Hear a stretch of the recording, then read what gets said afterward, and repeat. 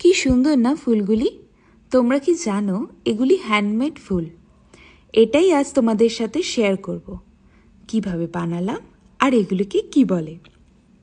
এগুলিকে বলে pipe cleaner. এই পাইপ ক্লিনার দিয়েই আজ তোমাদের ফুল বানিয়ে দেখাবো। দুটো পাইপকে এভাবে মুড়ে একটা বানিয়ে দেন স্কেলের সাহায্যে এভাবে রোল করে নেব। এক্সট্রা কিছু অংশ রেখে সেটার সাহায্যে রোলটা বেঁধে নেব। এভাবে হাতের সাহায্যে মুড়ে রেডি হলো ফুলের পাপড়ি।